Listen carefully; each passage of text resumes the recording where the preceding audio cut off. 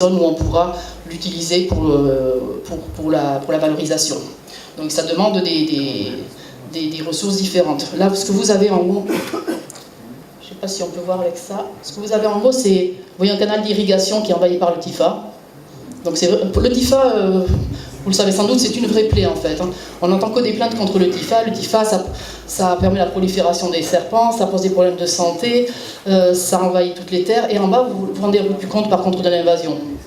Là, toutes les terres sont envahies par le Tifa autour du fleuve Sénégal. Il y a des villages qui n'ont plus accès au fleuve parce que le fleuve est envahi de Tifa. Le Tifa a prospéré dans les années 80 après la mise en place du barrage de Diama. Et le Tifa était déjà une plante qui existait sur la zone, qui a profité de l'eau douce pour proliférer, et de façon assez inquiétante. Donc la coupe à l'heure actuelle se fait à la machette, avec des outils encore très très rustiques, avec bottes, gants, machettes, etc. Donc voilà, les bottes de Tifa séchées que l'on utilise pour les différents types de valorisation, puisqu'à l'heure actuelle, il y a déjà des valorisations traditionnelles dans les villages, comme paille, comme utilisation comme palissade, comme toiture, aussi à des titres thérapeutiques. Enfin, il y a pas mal d'usages du Tifa à l'heure actuelle qui existent déjà et que l'on compte valoriser aussi à travers le projet. Le deuxième point, c'est l'estimation quantitative précise de la ressource. Là, c'est des travaux qu'on aura avec les universités, en particulier l'université Gaston Berger de Saint-Louis, avec des travaux à base de drones aussi, et puis d'outils modernes aussi de cartographie pour mieux estimer la quantité de Tifa et sa progression aussi dans le temps.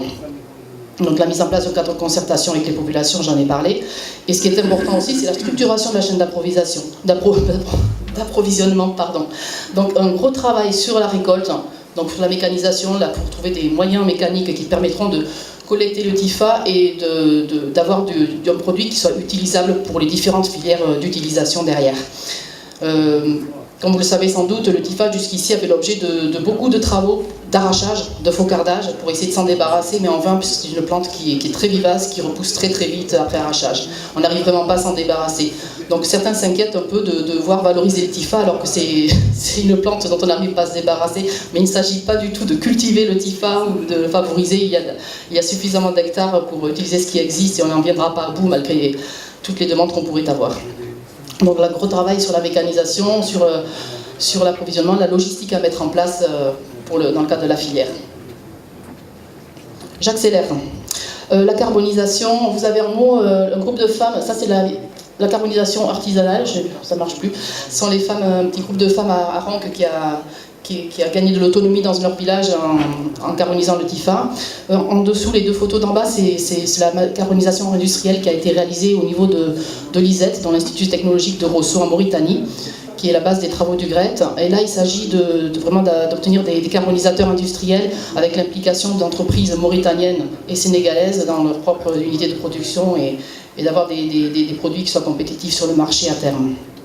Et puis le développement aussi d'une interprofession sur les producteurs de combustibles à base de végétaux.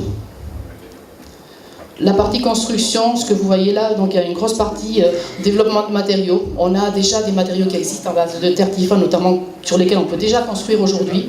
On a déjà des réalisations. Ce que vous avez à gauche, c'est un bâtiment qui est en cours de construction, qui sera bientôt terminé, qui est à Diamniadio, de la ville nouvelle au Sénégal. Donc on voit les briques de terre Tifa, nettement, et l'enduit aussi qui comprend du Tifa. Donc beaucoup de matériaux différents qu'on peut réaliser. Ce que vous avez en dessous, ce sont aussi des matériaux avec du Tifa mis en pressé. Oui. Voilà. Ce que vous avez sur la droite, c'est le Tifa utilisé en toiture, comme chaume, avec des techniques normandes pour le coup, qui sont très efficaces. Ce sont des toitures très épaisses et vraiment qui peuvent résister des dizaines d'années. Ces techniques ont fait leurs preuves. Et en bas, par contre, c'est un projet d'une filiale de la Banque mondiale, l'IFC, un projet de bâtiment à Dakar. Il n'y a pas de Tifa dedans, mais c'est pour vous montrer qu'on peut faire des beaux bâtiments modernes qui soient commandés par des structures mondialement connues, à base de terre. Donc c'est un bâtiment avec de la BTC, de la brique de terre compressée, et avec des notions bioclimatiques, des protections solaires, etc., qui sont envisagées. Et puis de la mise en place de végétal, parce qu'on n'en parle pas beaucoup, mais le végétal dans l'urbanisme, dans la construction bioclimatique est primordial et permet aussi de réduire les apports de chaleur. Point capital, La formation, on en a beaucoup parlé, le renforcement de compétences, l'emploi, c'est quand même aussi au cœur du projet. Ce que vous avez en haut à gauche, c'est une formation de formateurs.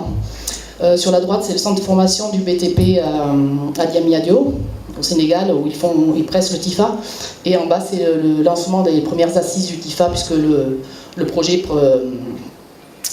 aura des rencontres annuelles alternativement au Sénégal et en Mauritanie. Donc la prochaine sera en novembre à Nouakchott, qui se veulent aussi un petit peu une assemblée d'échanges aussi sur la question.